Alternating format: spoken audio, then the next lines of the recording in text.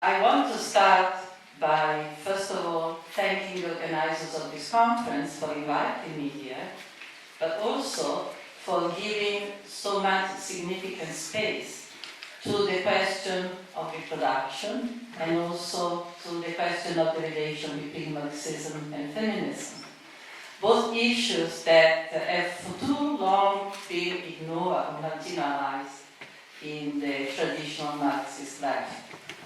I'm also very encouraged through my participation in a number of panels that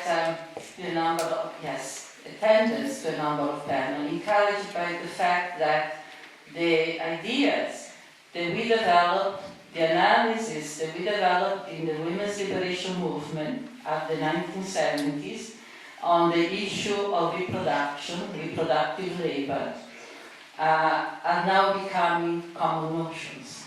Whereas in the past, encountering tremendous amount of hostility, particularly among the radical left, today are accepted and people are using them in their analysis of contemporary capitalism. Which is to say that the idea and the thesis that we put forward, that the degradation, the devaluation of reproductive labor, of the activities that reproduce our life and reproduce the workforce, has been the rock on which capitalism has built its power and has built, in particular, all the hierarchies that are characteristic of the social division of labor, hierarchies along the line of gender, race, nationality, age, that the use of the wage, and particularly on wage labor, to in fact devalue reproductive work and to create separate economic sphere, separate social sphere, has been fundamental as a tool for creating division in the working class. This idea now is accepted and is in fact a foundation for many of the analyses that I've worked at this conference. It's very encouraging. It really shows that the movement has grown and there is now an understanding of how important the issue of reproduction is to what I still call a revolutionary struggle.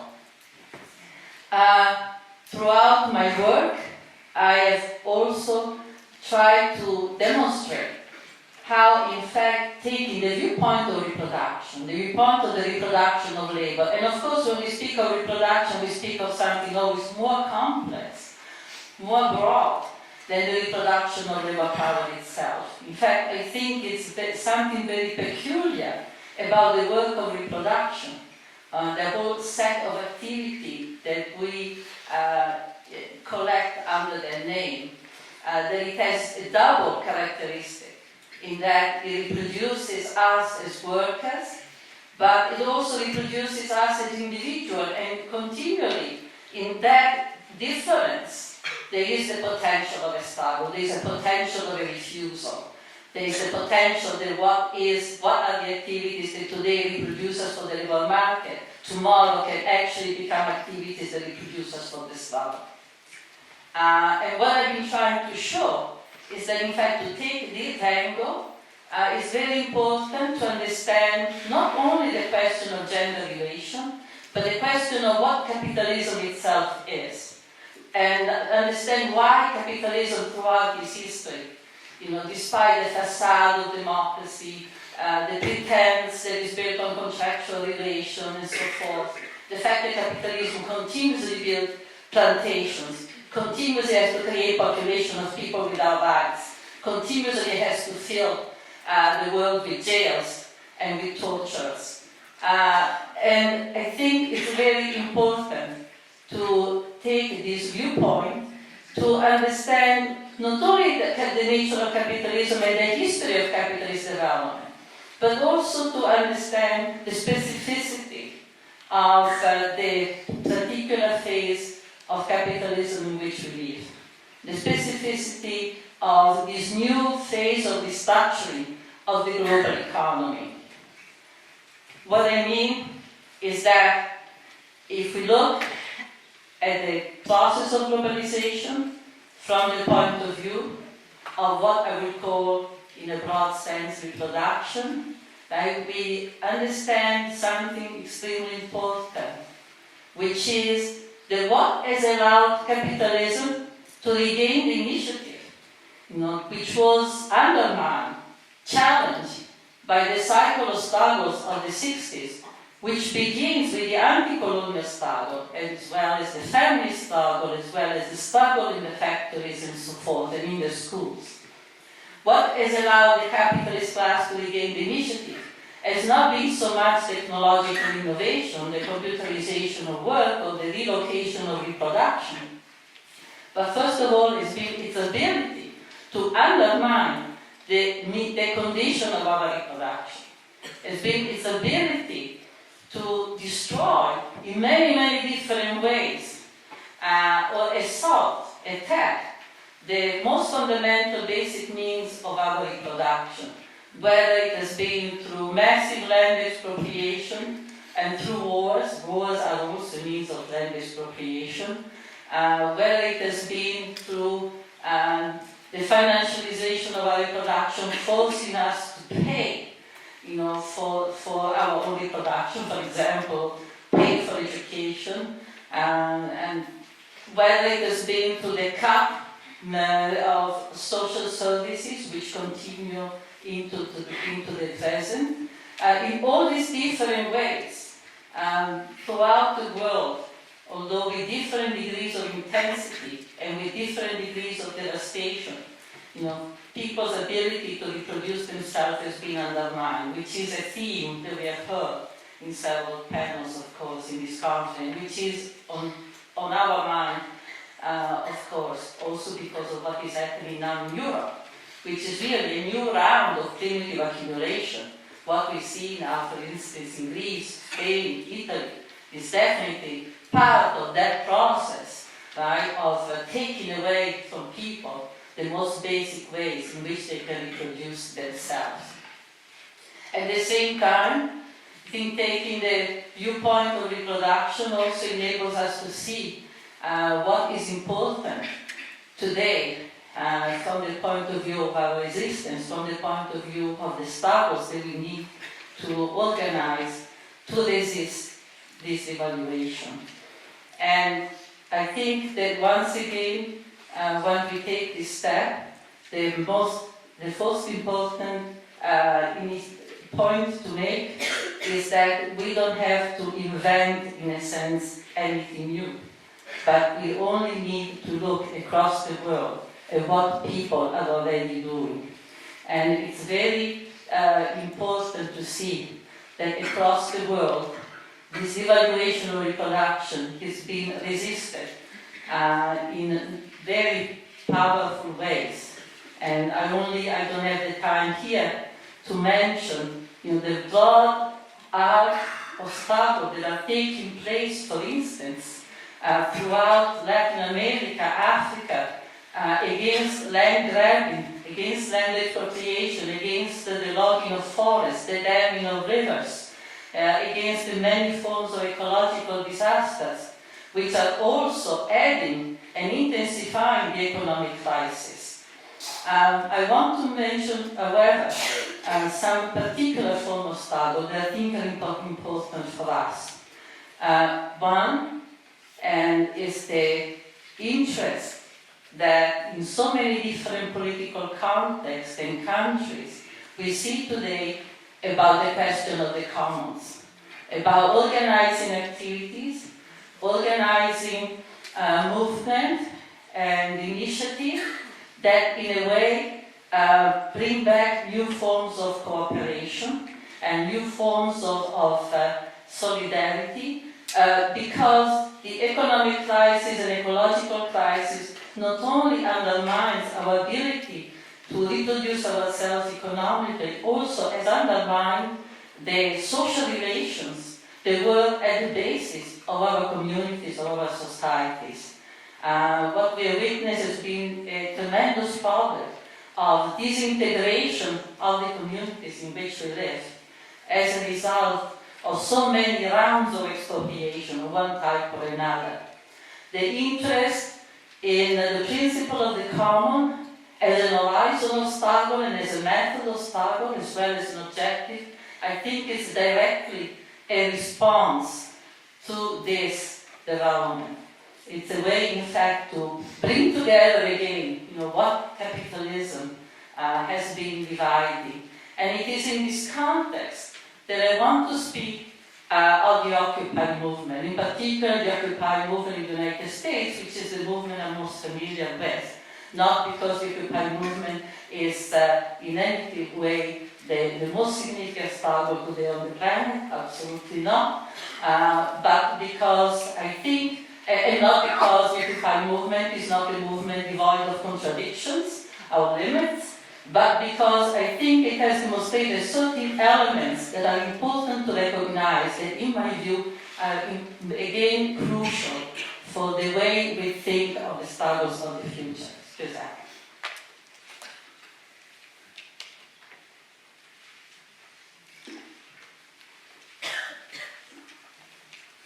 I'm sorry you're not that elegant for the video.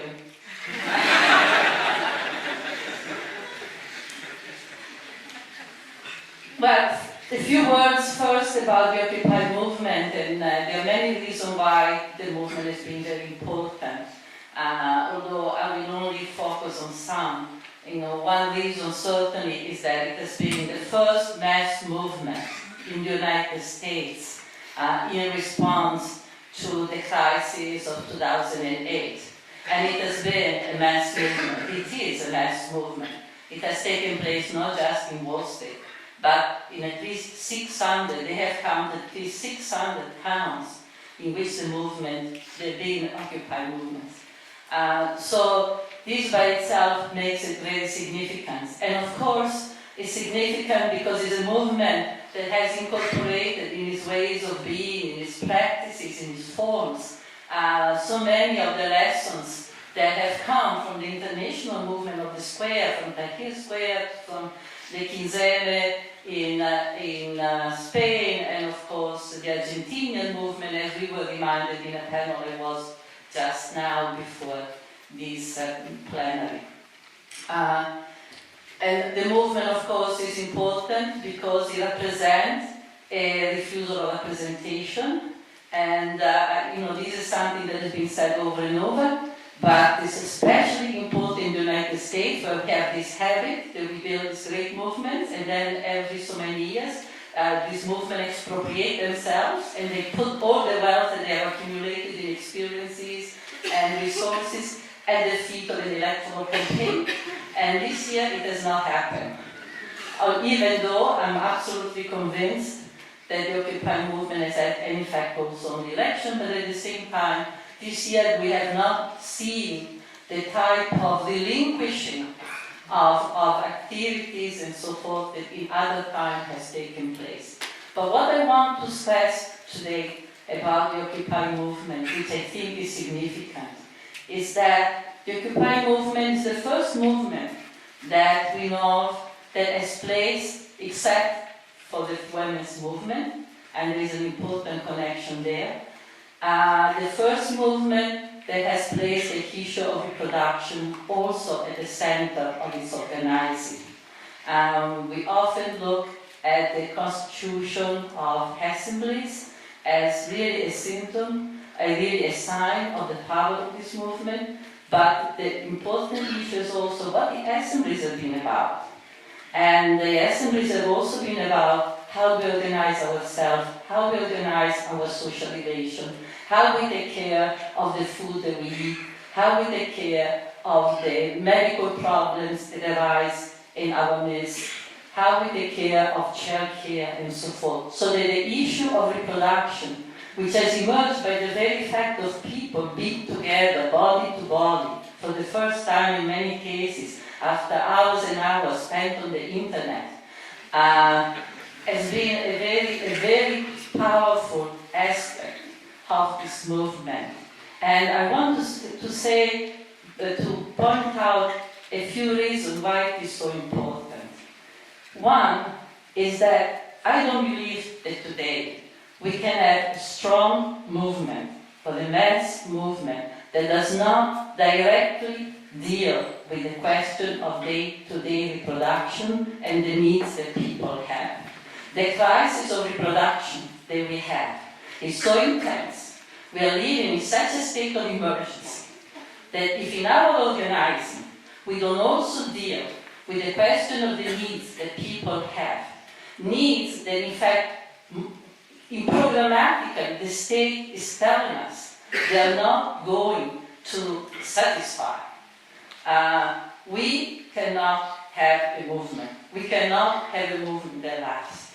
Because our life now goes with many people go from day to day just with enough energy to survive and not even those energies enough.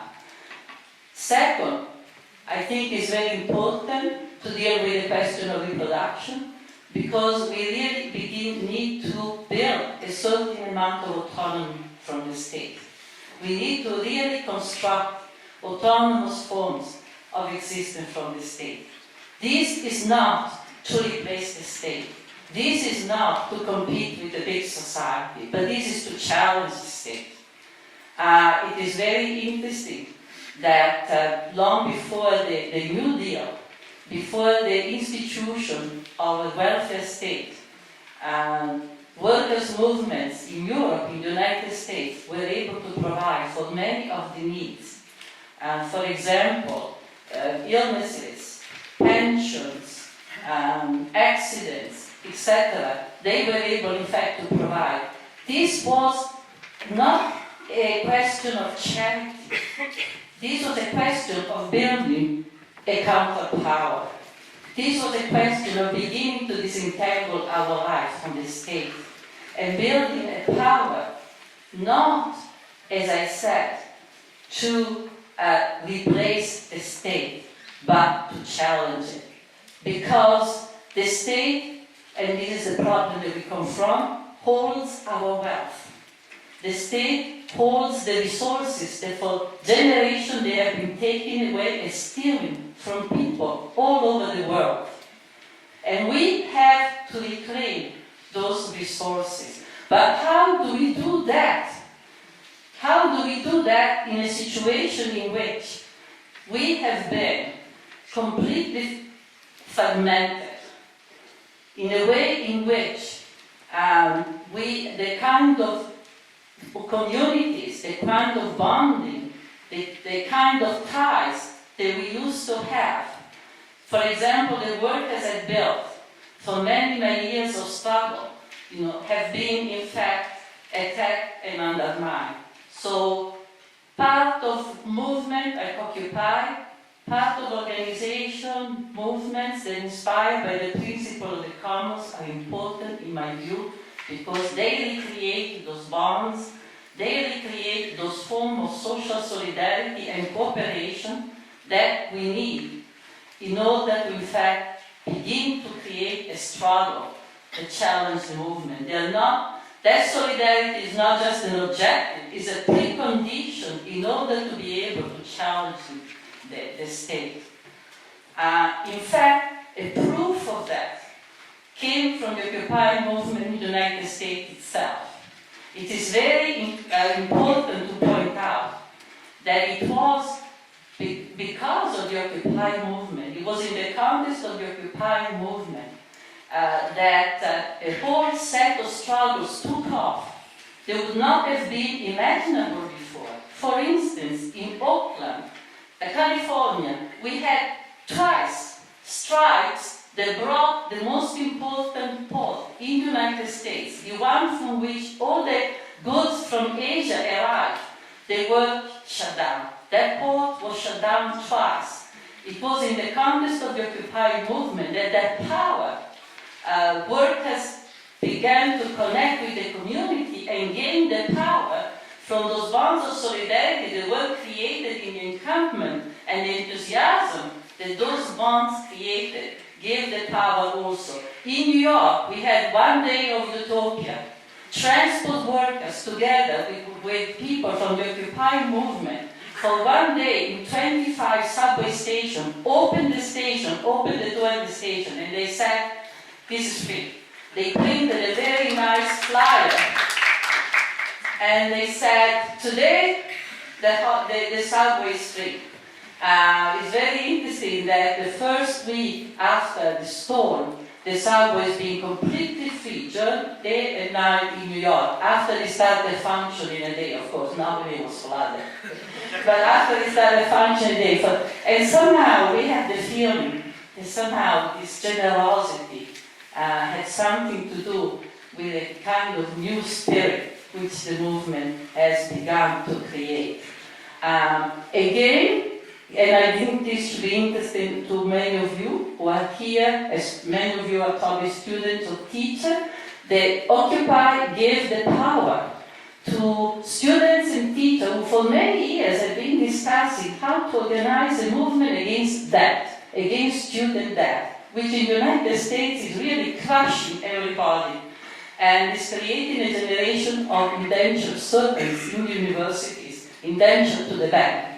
And in fact, a strike that movement has begun, which now is meeting regularly and is broadening, is moving to other towns. And I think that this is very important. It would not have happened if it hadn't been for the Occupy movement. And I'm going to conclude and make two more points. One point is that also the importance of the fact that the Occupy movement has begun to organize on the question of reproduction has been that it has begun to explore the possibility of collective forms of reproduction, or forms of reproduction that go beyond the nuclear family, which is something that we need to do.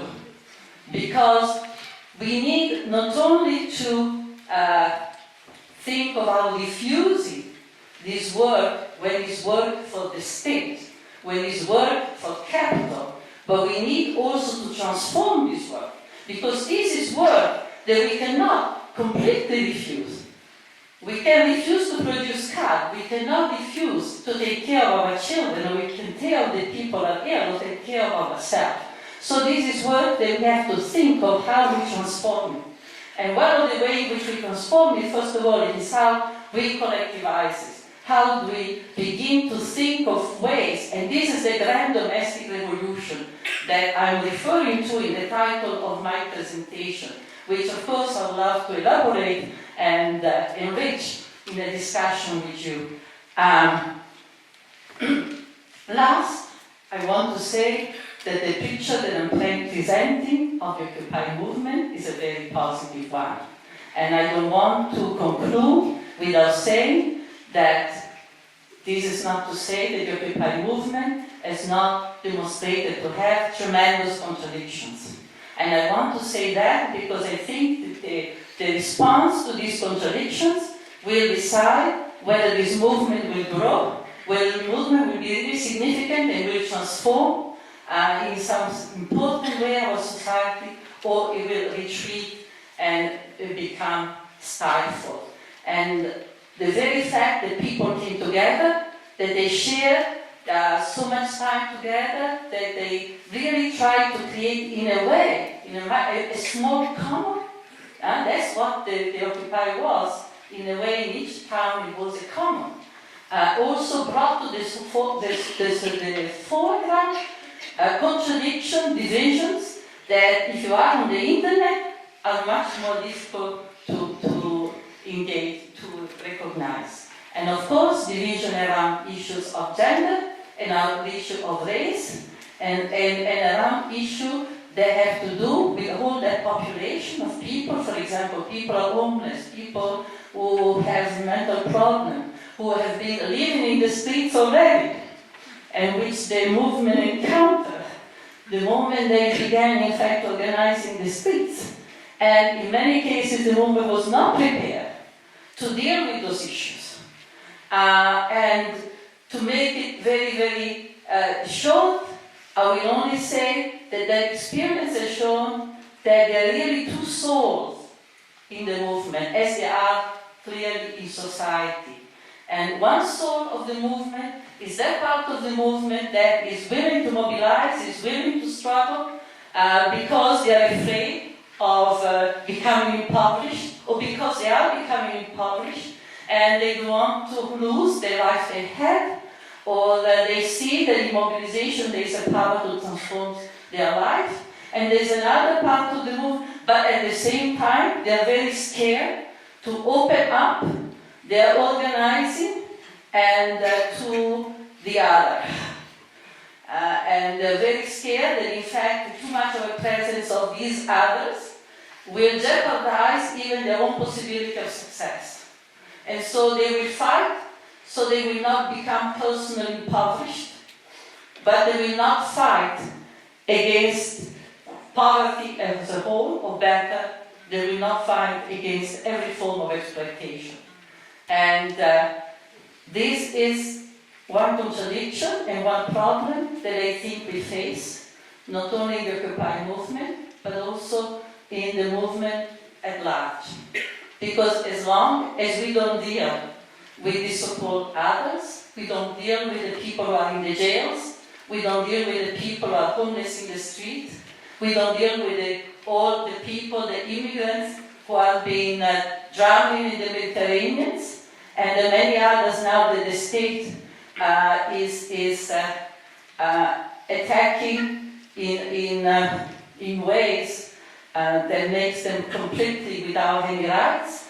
I don't think we can have a movement at all, no matter what kind of strategy we choose. Thank you so much.